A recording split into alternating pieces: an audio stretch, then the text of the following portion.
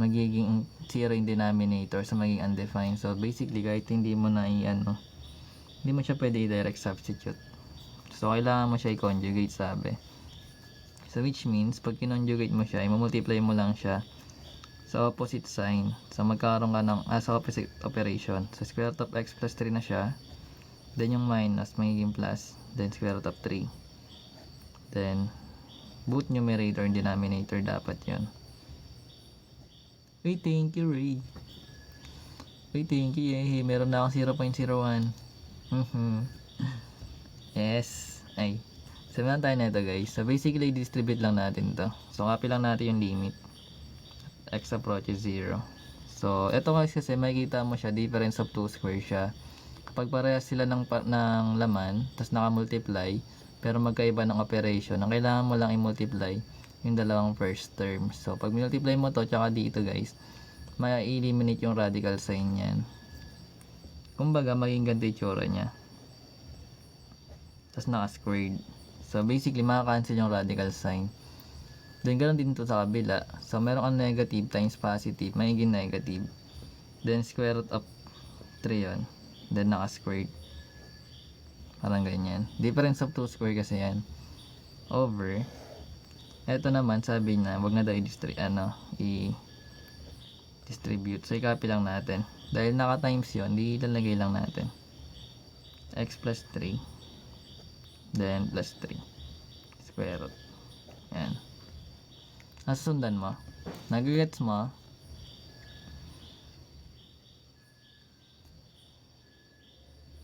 Yan. So ngayon, maka-cancel na yung radical sign. So copy lang natin ulit yung limit as x approaches 0. So maka-cancel yung radical sign, matitira yung x plus 3.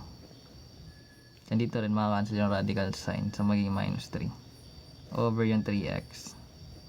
Then yung sa loob ng parenthesis. So basically guys, yung positive 3 tsaka minus 3 maka-cancel yun, matitira yung x. Pero yung x dito guys, sige, sulat ulit natin. So may eliminate yung 3, matitira yung x over yung 3x. Tapos meron tayong square root ng x plus 3 plus square root of 3.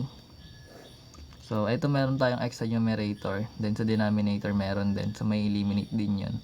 So dapat yung sagot natin nasa denominator, di ba? Yung natira. So para mapunta to sa denominator, kailangan magkakaroon ka doon ng 1 sa numerator. Kasi pag hindi mo to nilagyan ng 1 sa taas, etong sagot mo dito, magsisilbi siyang nasa numerator pa rin. Eh di ba alam naman natin nasa numerator, nasa denominator siya. So kailangan mo ilagyan ng 1. Sundan mo.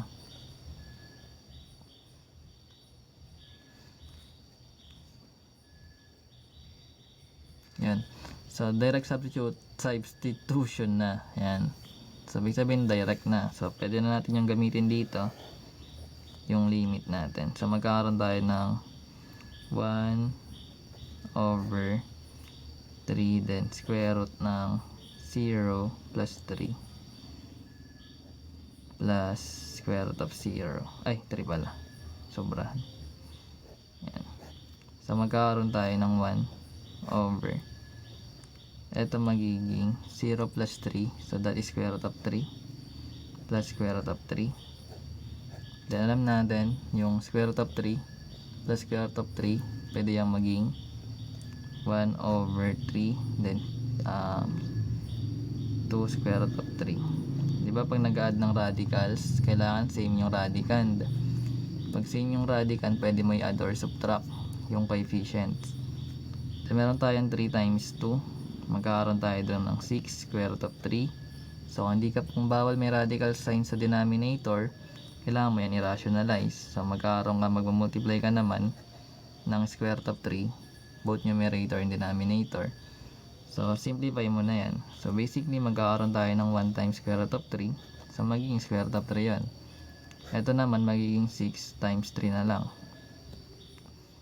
Kasi yung square root of 3 times square root of 3, that is square root of 9. Ang square root of 9 is 3. So yung final answer natin will be 18. Yan. Yung magiging sagot. Pero pwede ka siguro ito mag-stop kung okay lang na may radical sign sa denominator. Gets mo? Galing ni Idol, engineer talaga guys. Pag mahirap kasi guys, nagpapatulong ako dyan, pati kay Sir AJ.